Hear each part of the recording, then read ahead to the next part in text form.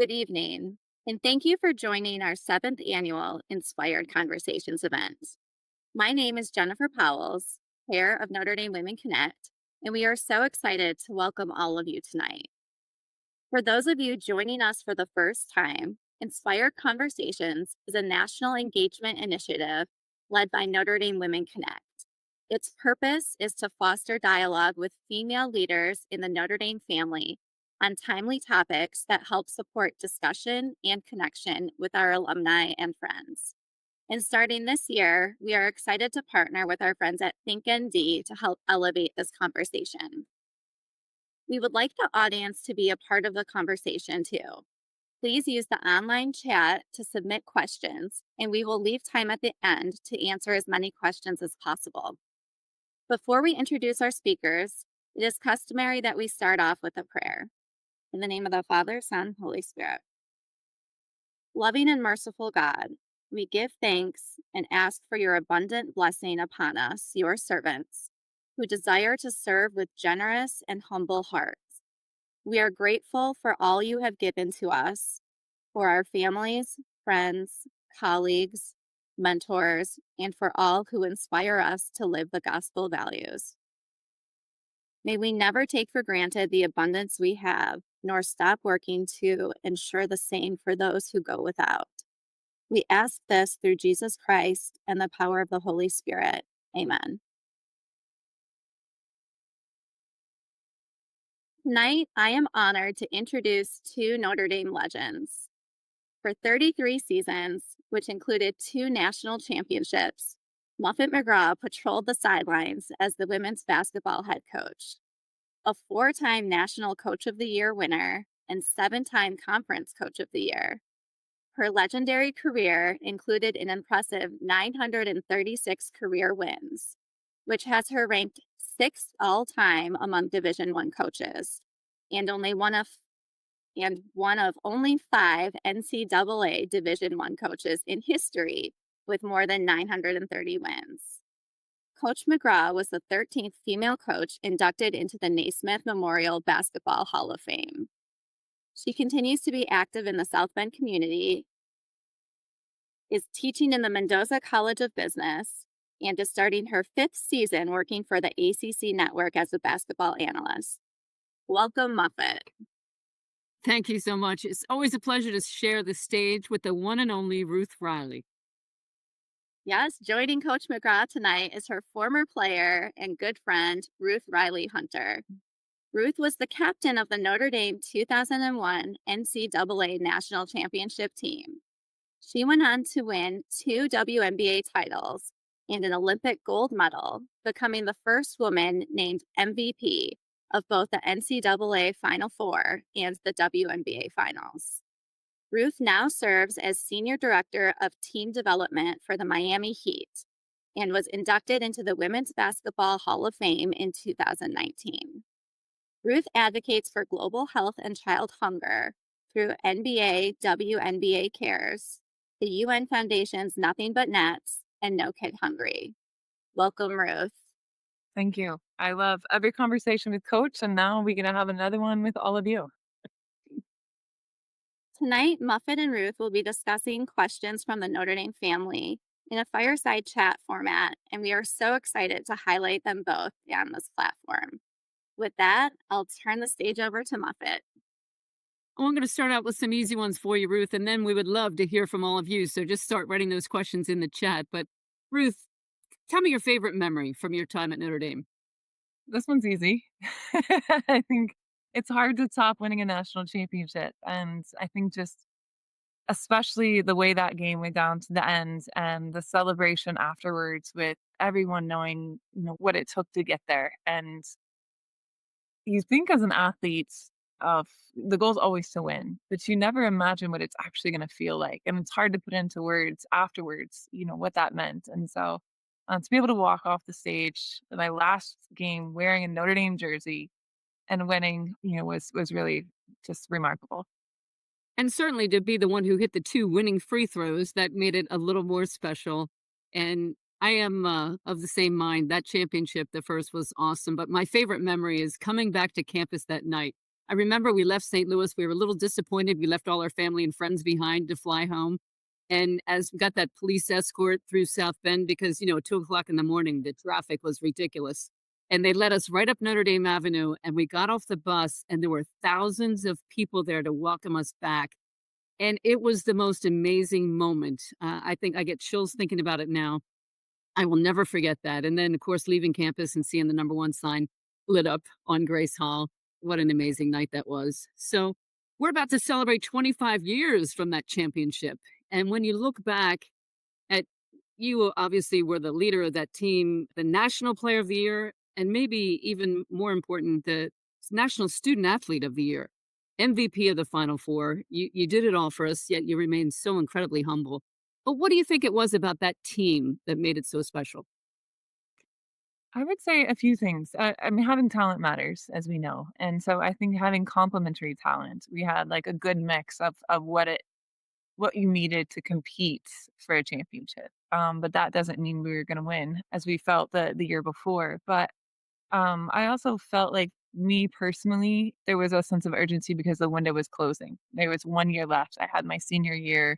I was disappointed in the way we finished my junior year and feeling like we had a shot and didn't get as far as we could have. And so I personally challenged myself to be a more vocal and leader, and I think that helped our team dynamic a little bit and stretch my comfort zones for sure. And and I think also you have to maximize collective potential for what the moment required. And when you think back of what individuals did in order, especially in those final games, everyone stepped up in a different way. Everyone, played their part, and I think that really helped. What You're about you? so right. So right about those complementary pieces. Everybody had a role to play. Everybody knew their job. Everybody did their job. And I remember meeting the year before after that disappointing season, and your voice in that locker room, I think, changed the course of the next season. So I would say your leadership, and as well as Neil Ivy, our amazing coach at the moment, and she is somebody that was a very different type of leader. But between the two of you, you really did everything you needed to do to get the team to go. And as everybody knows, having a great culture, having honesty, trust, accountability, everything is based on trust. I think the players trusted each other. We trusted you, you trusted us. And so when you trust people, you can be honest, you can give them feedback. And I know I gave you a lot of feedback over the years, and you were able to take it because you knew it was coming from a place where I wanted you to be great. And everybody cared about each other. We were aligned in our goals, and everybody wanted the same thing. And that was, I think, the key to success for that team.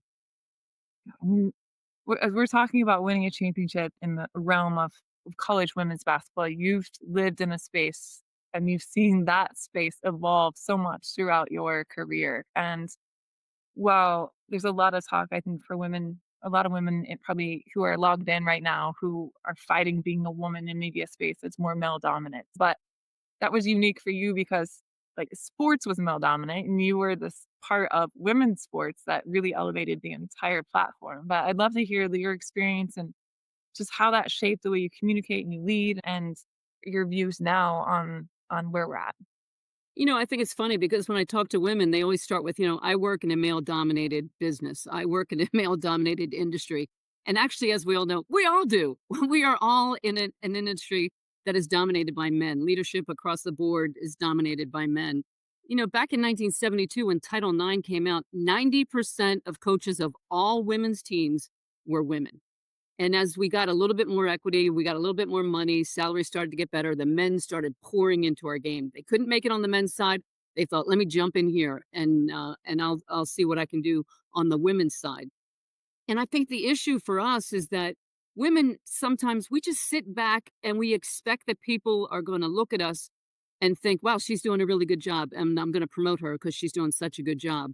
And I read an interesting article in the Harvard Business Journal, and it was entitled, "Why Do We Promote Incompetent Men?" And I thought, wow, this is going to be good.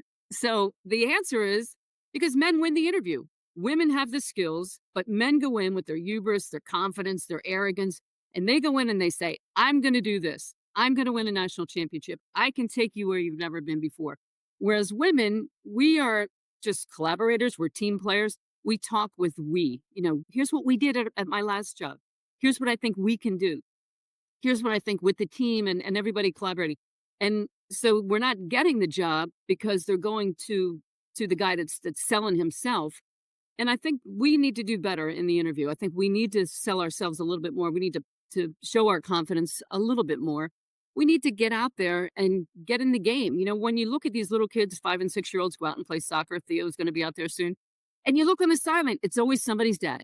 You ask, I think there was a study, they asked a bunch of like fourth graders, draw a picture of a leader. Well, they all drew men because that's what they see. They see men on the sidelines, they see men coaching. And I've been able to, at least I run my own ship. I was the master of my ship. But when I got out of my lane, and I was invited to a golf outing for the football team when I first got to campus.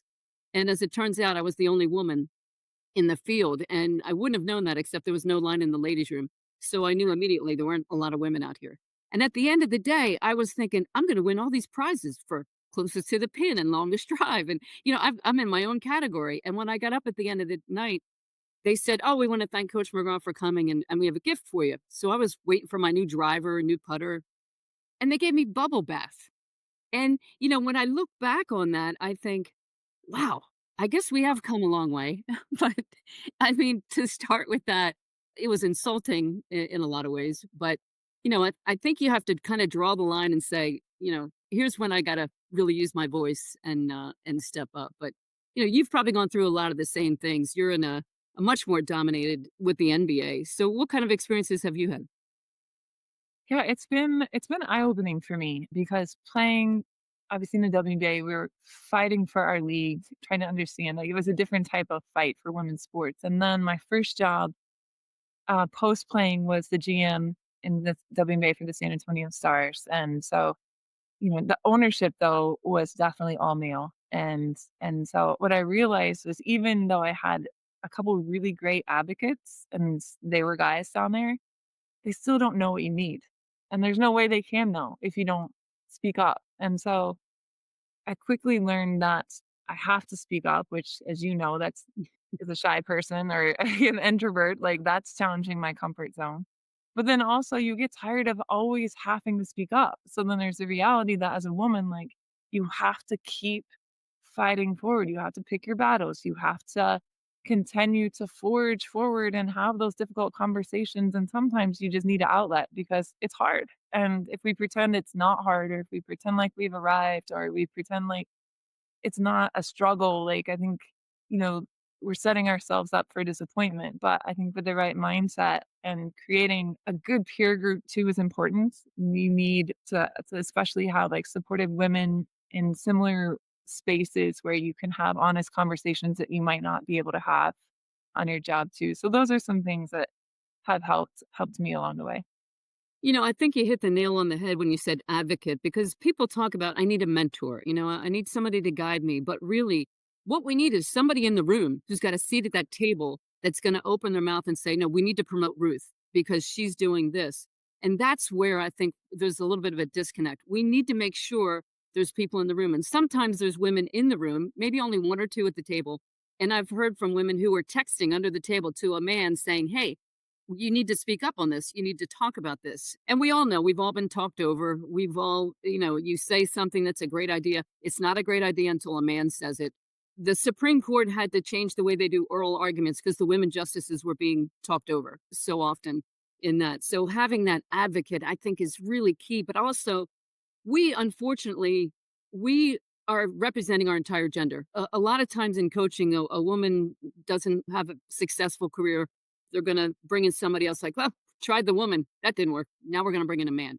Where men get to be their own individual self. They're judged on who they are, not on their entire gender. And I think it's really up to us to pull some women up. I mean, we've got to do more things. I decided in 2011 I was going to have an all-female staff, and very few in the country had all-female staffs. And that is something that I think more women need to do. We need to help grow women. We need to reach back and pull them up when we get to that point, because there's room for all of us at the table. And that's something that we really need to do. But, right now we're in an era of unprecedented growth. Women's sports are really, really doing well. And I think when you look at some of the numbers, 2 years ago, the women's Final Four outdrew the men's. I mean, that was a phenomenal nobody ever expected that would happen. Last year, 34% increase in the WNBA viewership. 15 games had to be moved to a bigger arena to accommodate the fans who wanted to see mostly Caitlin Clark play. But the problem is right now we have girls dropping out of sports. 94% of female executives played a sport. Playing sports is great for women, and especially women leaders. But some of those studies that we're looking at say when a girl has a female coach, she stays in the game longer. So we've made some great strides. We've got some work to do. What are your thoughts on that, Ruth? Yeah, I read that study too, and I think it also goes back to your previous point of the women have to believe that they can do it, right? Because like for you to coach, you're already doing the carpool, you're working a job, you're doing everything else at home, and you're thinking, how can I add coaching on top of that? It's it's important. So I think just asking, I have an incredible supportive husband, so he would 100% say, "Here, go coach." Like I'm gonna take care of this at home. And so I think having those conversations are important to allow yourself the freedom in your schedule to be able to do it. But you have to believe that it's important. You have to know how important that is, I think. I love seeing how far we've come, especially, those first few years in the WNBA. And I remember coming in the league and like, Nike was I was a Nike athlete, and at the time, they're like, "Well, women's sports isn't gonna sell." So we all wore men's shoes because, now, like, that just wasn't something that they believed was a possibility. And our Heat practice the other day, all our coaches were wearing women's shoes. They were wearing the Sabrinas, Asias, and I was like, "Look at how far we've come." Like, this is incredible to see that we're finally able to realize that, women do have that opportunity to generate revenue. We just have to market them well, which I think was something that we're still evolving. But I do think besides encouraging women to coach, we have to continue to encourage young girls to play. And so I've also seen some studies where when you poll parents to have a boy and a girl, the boy's always given the opportunity because it's assumed that the boy is going to want to play sports. Well, hey, just make sure that your daughter has that same opportunity. Especially when you see the benefits down the road of what it will do. Being on a team teaches you so many things, being a leader and all the things you learn from sports. There's so many great life skills that we can take with us into the business world. And I think that is just so important for us. But it is a stereotype right now. I mean, you still go into the store and you want to buy a gift for a child.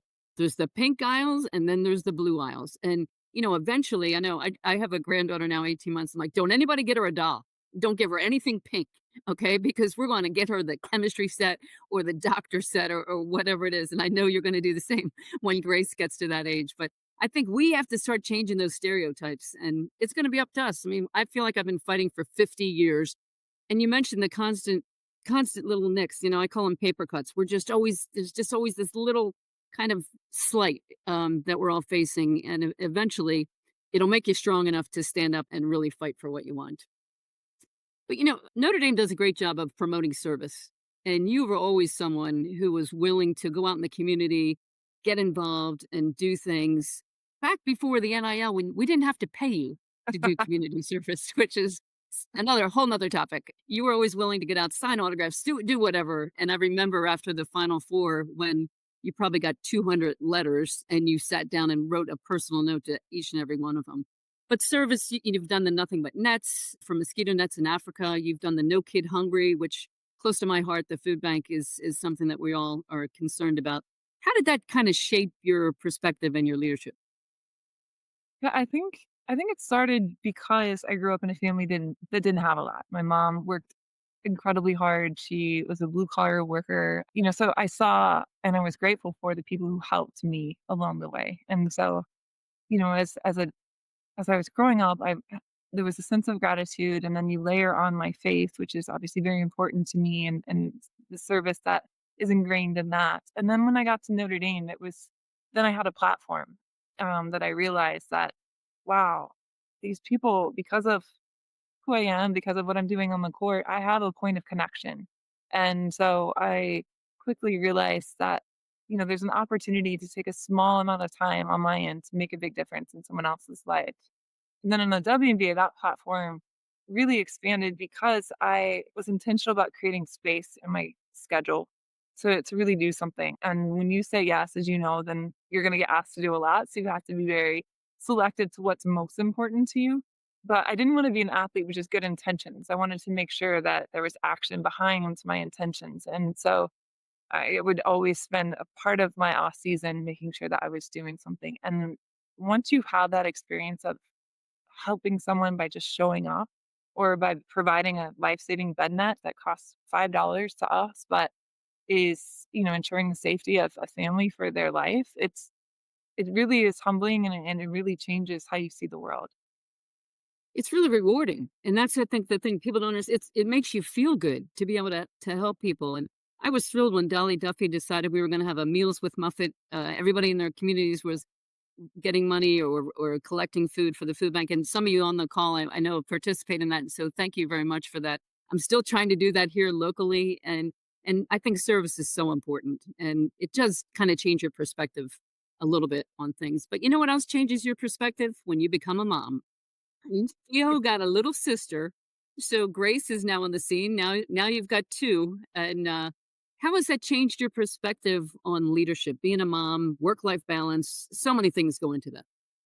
Yeah, the first thing that came to mind when I hear balance, I feel like that's just not possible. Like it's just never balanced, right? You see that perfect like statue of like equality, and for me, it's like a teeter totter. It's like you're up and you're down, and you're mom and your wife and you're working, and so you just I think have to for me, I have to have the appropriate expectation or you're just constantly disappointed that you're not able to do it all, and that's just not possible.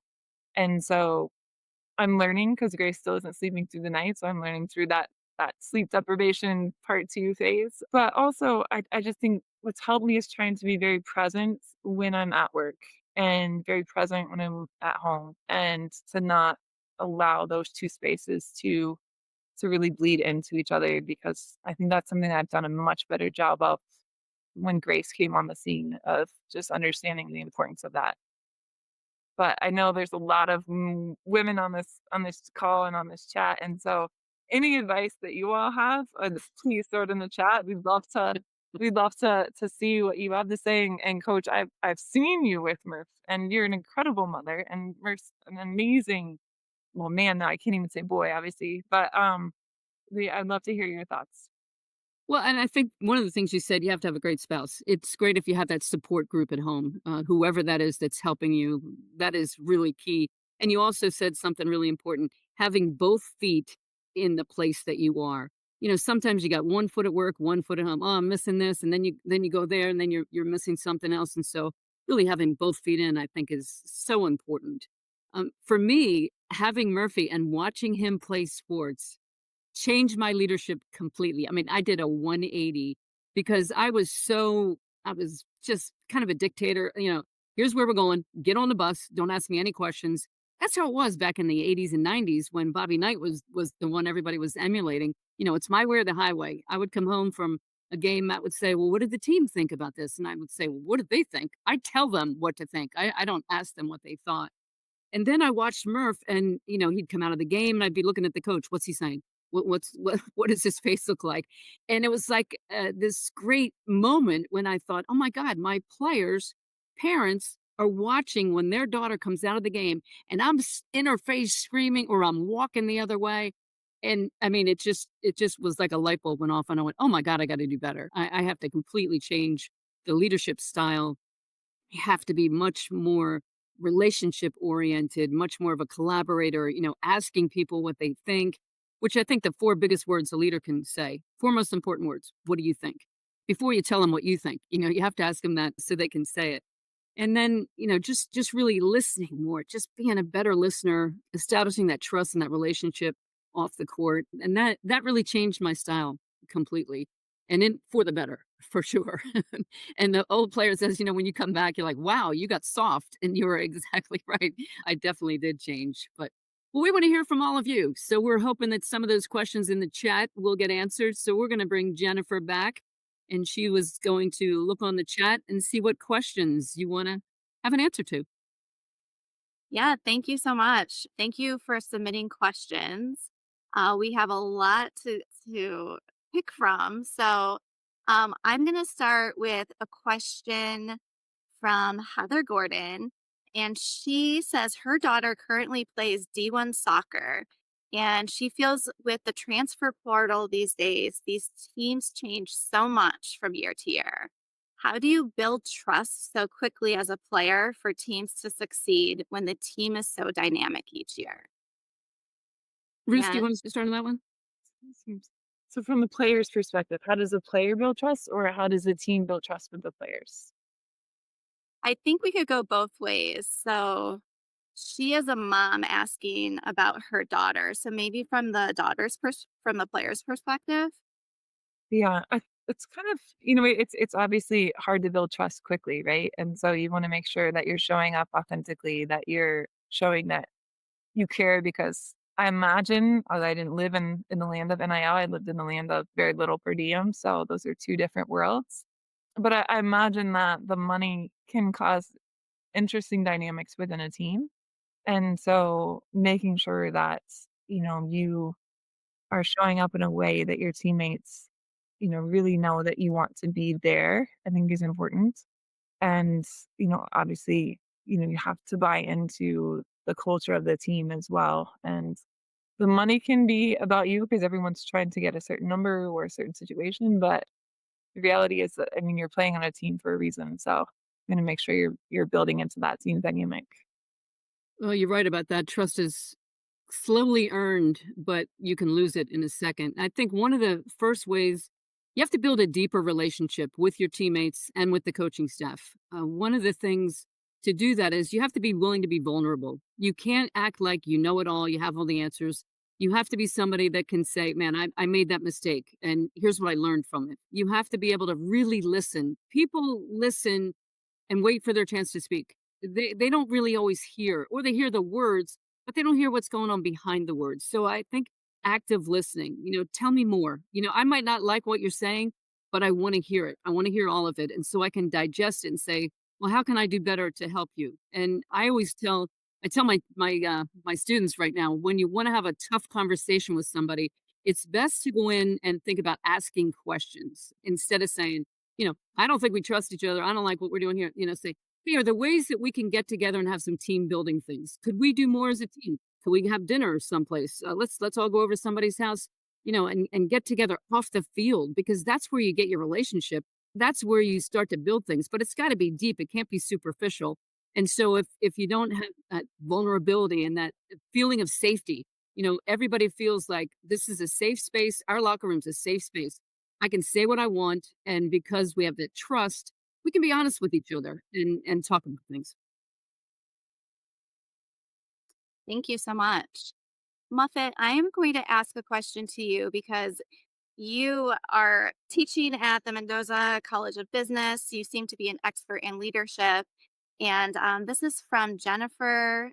Not sure how to pronounce her last name, Gingras or Gingras.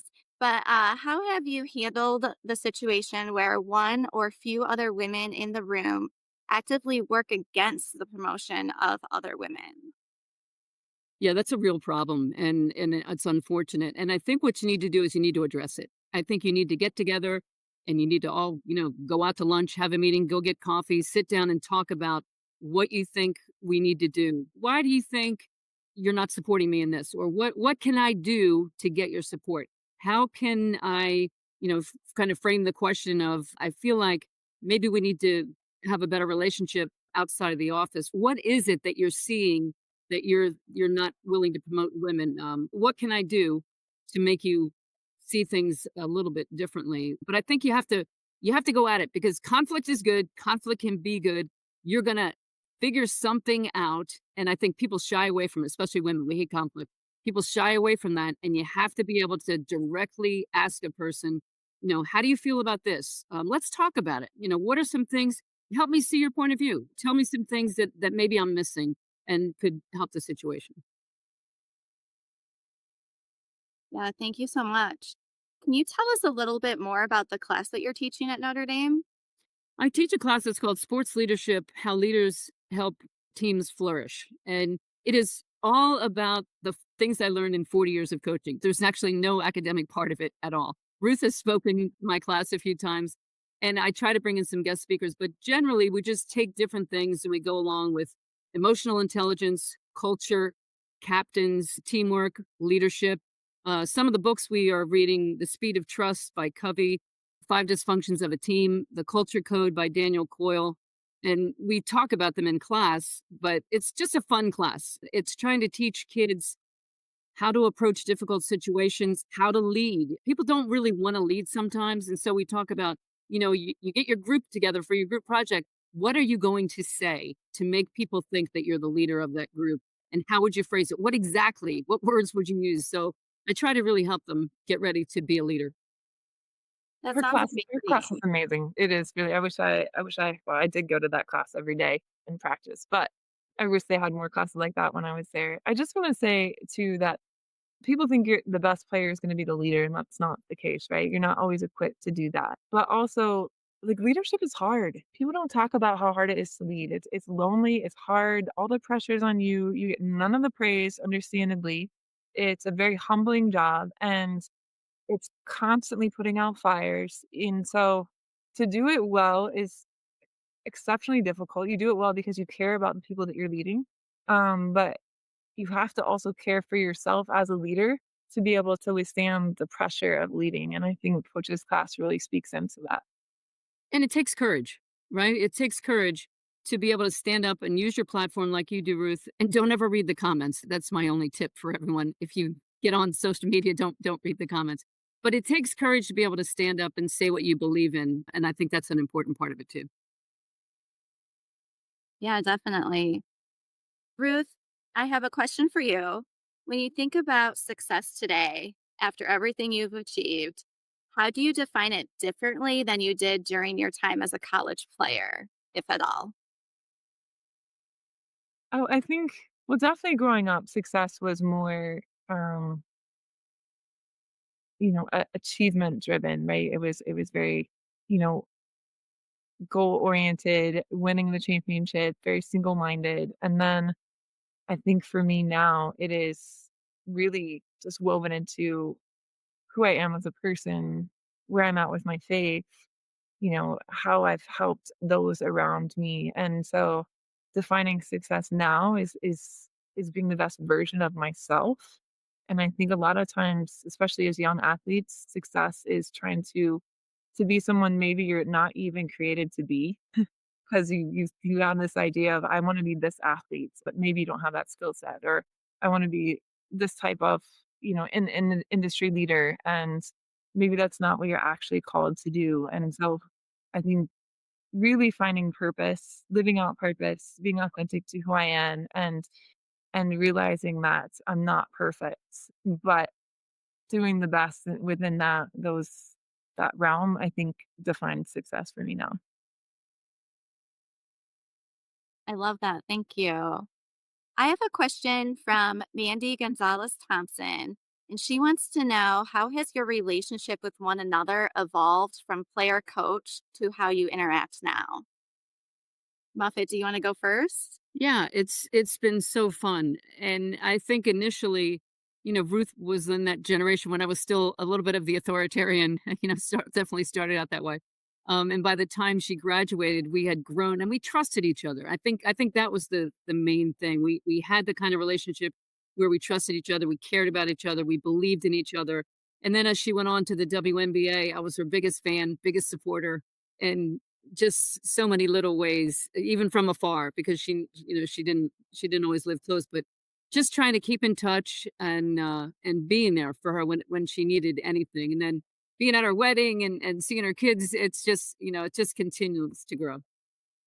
Yeah, and one of the reasons why I came to Notre Dame was obviously the culture that coach had established and who she was and what she stood for. And so, I could have never dreamt that from making that commitment as a freshman to now, like, I mean, she's one of the most influential figures in my life. She's a mentor, a friend. She feels like family. And And so I'm just so incredibly grateful. And, that role of coach can be so impactful. And, it is, one that I'm just so really appreciative of. Coach, we have a question for you. A couple people have asked, would you consider coaching a WNBA team or have another role with the WNBA team? Let me just say that I'm enjoying my retirement, and I have had some offers to coach in the WNBA, and I am not the least bit interested. When I left at the perfect time. I knew it was time to move on. I loved every minute of it, but I don't miss it one bit. That's fair. I have another question. This is from Lauren Rudy. And she says, what would be your best advice for parents of girls to instill confidence and resiliency in our daughters? Well, I could suggest a book first. It's called The Confidence Code, and it was a great book for me to read just because so many women are going through the same things. And you read this book and you go, "Wow, I thought I was the only one that felt that way or that had that experience." And the thing with girls, boy, they go through so many tough ages. They lose their confidence around age 11. They don't get it back until they're in their 20s.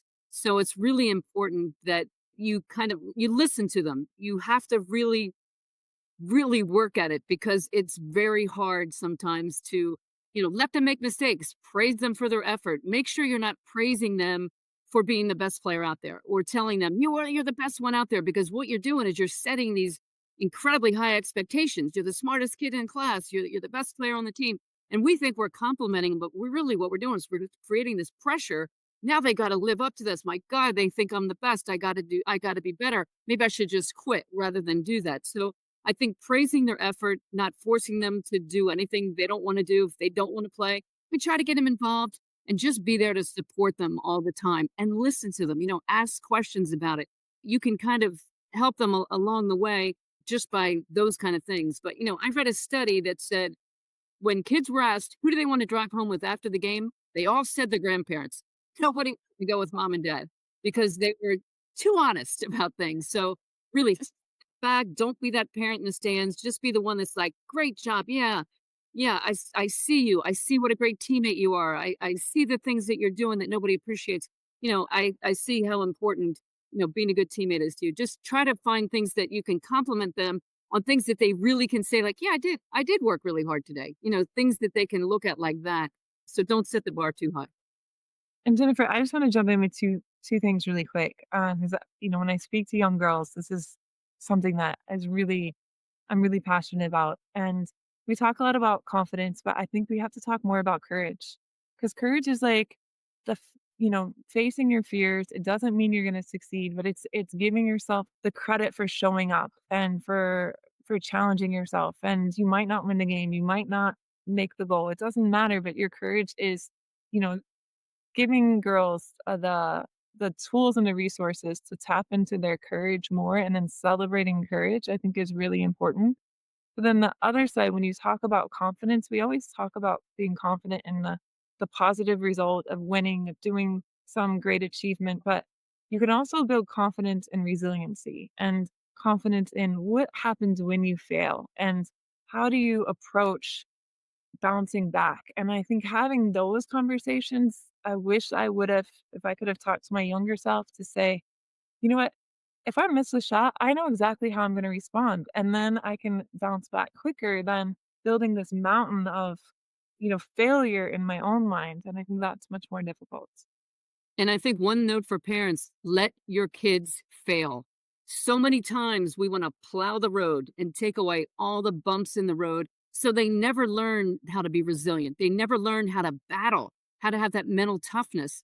That is a great skill. Like Ruth was saying, the ability to fail and get back up and try again. And if you don't let them fail along the way, they're never going to learn those skills. So don't make it easy on them. Make it harder for them. Murph will tell you, I made it plenty hard for him. So I love that advice. I have a son at home who is 7 years old and thinks he wants to play football for Notre Dame. And we're working on the basics like throwing and catching. But as he becomes older, how do you how do you overcome loss and keep striving? And how do you teach someone how to be resilient? Or I'm looking for personal advice. This question is from me. Go ahead, Ruth. Yeah, I'm trying to think, I think my mom, what she did that was great was that she was always supportive, but she, challenged me to set goals. I think if you don't have goals, like you're just kind of aimlessly, you know, not working towards something. But to build resilience, I think you do have to, in some ways, embrace the failure, but also give yourself license to fail fast and move forward.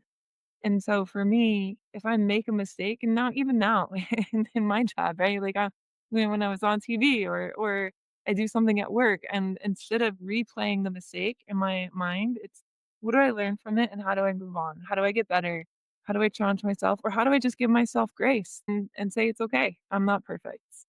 Yeah, and if they never have to overcome anything, they're never gonna learn resilience. So, I think keeping those bumps in the road is really it's how they do it. It's an experience. You hate to watch your kids fail. I mean, it's so hard as a parent to watch them struggle and go through things, but you just have to think when they come out on the other side, they're gonna be so much better for it. Thank you. I'm taking some notes down here. Muffet, this is a question from Kate Smith, and she wants to know, what is it like to have a statue on campus? It's really disconcerting because I have to walk by it occasionally, and I really I almost just wanna look the other way sometimes, or I go behind it. I was going by one time, and these people were taking a picture there, and I was like, "Oh, do you want me to take that picture?" And they were like, "Yeah, sure." So I took a picture of them at my they did not recognize me until afterwards, and then I was able to get in the picture with them. But it really I mean, I was honored, of course, and just great for women, right? I was happy to be able to, kind of put women forward a little bit, but still it's incredibly humbling and it feels like a lot to live up to. Well, I feel like you've accomplished a lot and you earned it. So, um, do you have any advice for women looking to make a mid career shift to a different sector? We've talked a lot about leadership, but I don't know if either of you have done that at all or if you have any advice to share. Ruth has probably done it a little more than I have, but I would say the thing for women is you got to know what you want. And you have to look at it and say, "How do I get there?" And you have to be willing to hear some maybe some honest feedback. So, for example, if you're in a business and, you wanna get promoted, even if you're in the same business and you have to be able to go into your boss and let him know, like, "I want this job, and what do you think I need to do to get there? What are my strengths and weaknesses as you see them? What are some things that you could do to prepare me for it? I'm thinking of moving to a different part of the company. What do you see as my strengths and weaknesses? Do you know what they are? Nobody cares about your career as much as you do. So you have to go in and know this is what I'm good at and I could be good at this. It's not bragging when you've already done it. When you know what you're good at, it's okay to say, I'm really good at this. I'm very organized. I've done this and I've done that. But you have to be able to hear what people are thinking. Because let me tell you, your boss is, when it comes time to promote people, he's not going, oh, she's doing a really good job. Let's look at her. He's hiring a guy he's playing golf with. He's hiring some other guy because people still hire people who look like them. We need to get in there and sell ourselves a little bit more and find some mentors, as Ruth was saying, some advocates, some people who are in that other business that you want to get into. What does it take to break into this business? How do I have to do? Where do go? I could start at the bottom. I'm okay with that. Just tell me what I need to learn. And again, knowing what you're good at is great. I think I'll answer this a little differently because my pivots were like very hard pivots from player to general manager to TV and, and studio and radio to now front office. And so some of those, I felt like I knew I had experience as a player. I know I game, I work hard, I need the CBA, but I'd never been a GM before. And so what do you do when sometimes even your opportunity, maybe your resume doesn't lead up to the experience that you would want to feel confident in a situation. And so that's when you have to tap into, okay, what I know true about myself is that I'm going to work I'm a good learner. I'm going to learn quick. If I mess up, I'm going to fail forward. And so you have to know that even though you might not check every box of what somebody who has experience in that role that you're looking to get into might have, that the experience you do have is important. And how do you tap into being confident in that, or just confident in your personal skill set of a leader, a hard worker, a fast learner. And you have to be humble too, because if you're switching jobs, it's incredibly humbling to, like, in some ways you might still have a title, but it's still humbling because you don't have the experience yet. And so being humbled and allowing yourself to be humbled in that process is important too.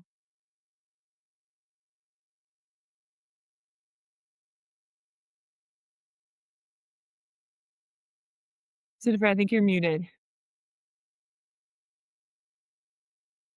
Of course. I'm sorry about that. Thank you. Ruth, have there been moments in your career when living by your faith or values felt at odds with the pressure to win or get ahead? How did you navigate that tension? Yeah, playing for Bill Lambier is like a direct conflict of probably my faith and his personality. And so, it's challenging because, you know,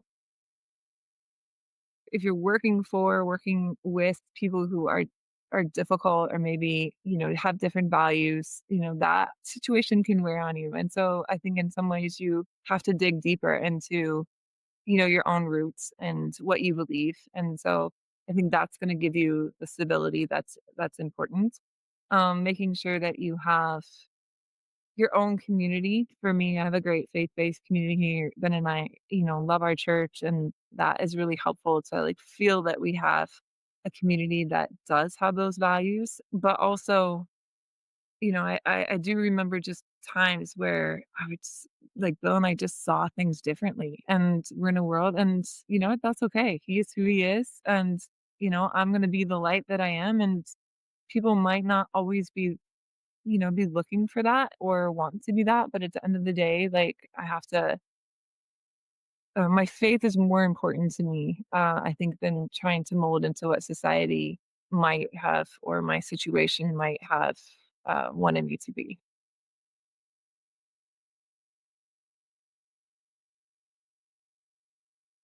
Thank you. Muffet, this is from Mary Burkowski. She says she really enjoys the work you have done as a sports analyst on TV. Could you talk about the behind the scenes preparation you do in that role? Well, it's a ton of work. I first call was to Ruth, I think, to say, "Well, how do you do it? You're doing radio. How do you remember all that information?" And it is preparation is key. I mean, I have to know every team, and now we get new teams in the league. Now I need to know 18 teams, and now I'm over on ESPN. Now I need to know the top 20 teams. So it's a ton of work, and generally I'm on for less than 5 minutes because I'm on at halftime, and you get like a 2 minute beat on what just happened in the game. All that work I did. I know everybody's stats and I know everybody's strengths, and I'm only talking about what just happened in the game. So I really enjoy it. It's a lot of behind the scenes work. There's somebody in your ear constantly, telling you things, and from little things like you're looking in the wrong direction, like face this way. There's a lot of little things to learn, but the women that I'm working with are phenomenal. Really, I love the team that we have on ACC Network, and I'm thoroughly enjoying it. Great, thank you. You've both seen the women's game grow tremendously. We talked a little about that earlier, but we want to know what changes excite you the most and where do you think Notre Dame's program fits in shaping the future of women's basketball? I think the thing that excites me the most is the fans and the attendance across the country. I mean, we used to go into gyms and there would be nobody there, and now it seems like, especially at the top, every place you go, it's a tough place to play. You go to NC State, it's a sellout. You go to Louisville, it's a sellout. You go to Connecticut, it's a sellout. Everybody is doing so much more to market their teams, and the product is tremendous. I mean, you look at the talent level. We've got Hannah Hidalgo, who is one of the best players, if not the best player in the country. I think the level of play has really risen. There's exciting games to see. The women's game, especially, is a lot more fun to watch. I think it's different than the men's game. The men's game is played at a little higher level in terms of dunking and around the rim, where the women's game is still more teamwork and and a little more offense. But, I love the direction Neil Ivy's taken our team. I think we have so many good players coming in. She had a tremendous recruiting class. They're about to sign, I think, next week. Might be the number one class in the country, certainly in the top five. So I think we're really headed in the right direction. Ruth, anything you want to add to that? Yeah, I mean, I think that coach obviously hit most of the highlights, but the I think Notre Dame's role is also like how to be elite with integrity, like to be true to what Notre Dame is and what we stand for, which is excellence, but doing things the right way in a world where it's kind of the wild, wild west right now, with rules and regulation. And so I think that's what I love about Notre Dame. That's what I was drawn to. And I think that's an opportunity where Notre Dame can really separate itself. Yeah, thank you. How do you feel about the culture of travel sports in this country? Has this made sports unattainable to families who are unable to fund? I'm not a huge fan of what's going on, mainly because 95, 98, 99% of the coaches are men. And I've heard the way they talk to some of the girls on the team. They're very demeaning.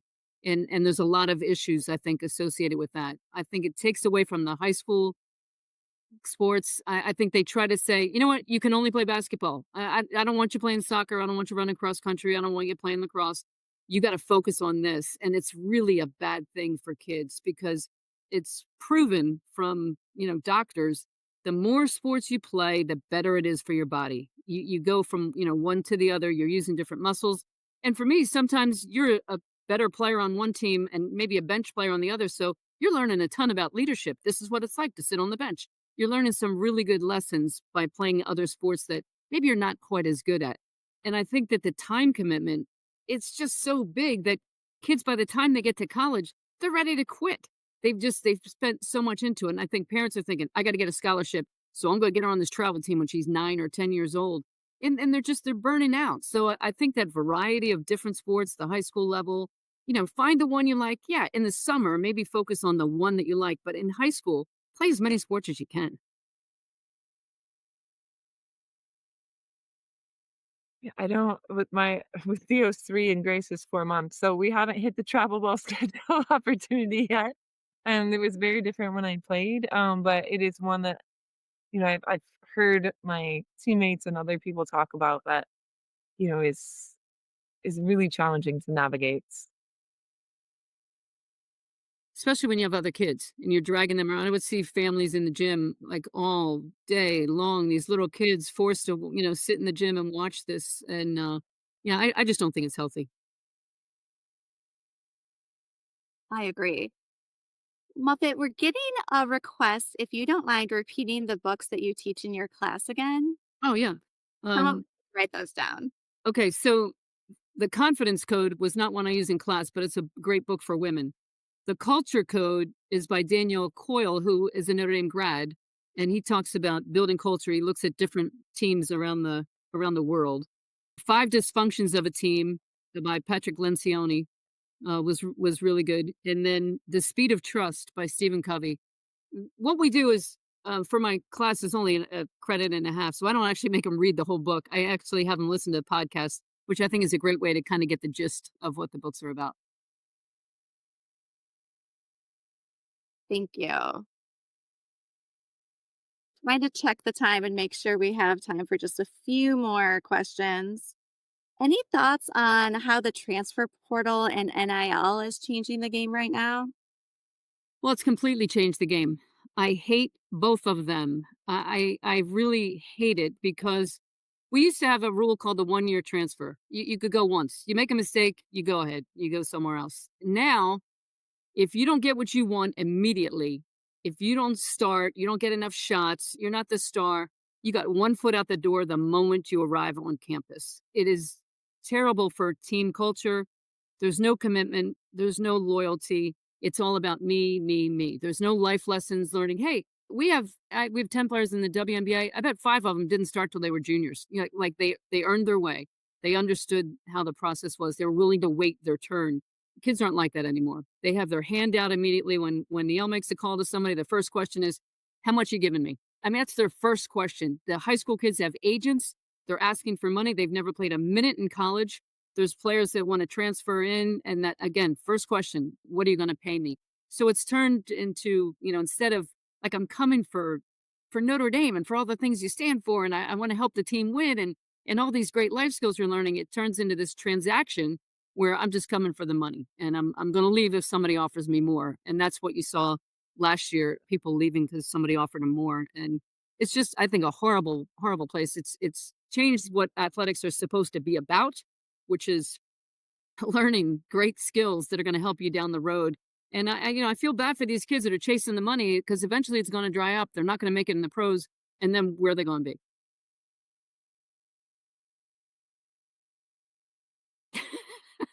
There's not much to add to that. That's fair. We're going to wrap things up with one last question. What's one piece of advice you'd give to women who want to lead with purpose? Muffet, why don't you answer first? I think generally my advice for women is to expect more. I think I wrote a book and I called it Expect More because you know what? Women don't. We never expect more. We take less and we deal with it. We take less money. We take less opportunity and we just go, that's just the way it is. And it's going to have to roll with it. And for me, growing up in the time that I did, I was always so grateful. Oh my gosh, we're going to get to play basketball. We don't have scholarships. We got to do our own laundry. We got to buy our own shoes. We got to drive ourselves to the game. That's great. I'm all in. So I think it's time that we stop being so thankful and start looking at like, what more do we deserve? Because we deserve more and we're just not asking for it. And I think for me, it's two things. It would be, to arm yourself with courage, but also a lot of grace. Give yourself grace. I mean, to be able to show up and expect more, you have to be the best version of yourself to do that. And so sometimes, we create this narrative about ourselves because of what we've gone through, and you know just give yourself grace to be in that moment and arm yourself with courage to step into the arena and to face the fear of failure and to believe that you're going to overcome that. And so I would love for women to be the best versions of themselves as they're moving forward into this space. Yeah. Don't try to lead like a man. Be your authentic self, like Ruth said.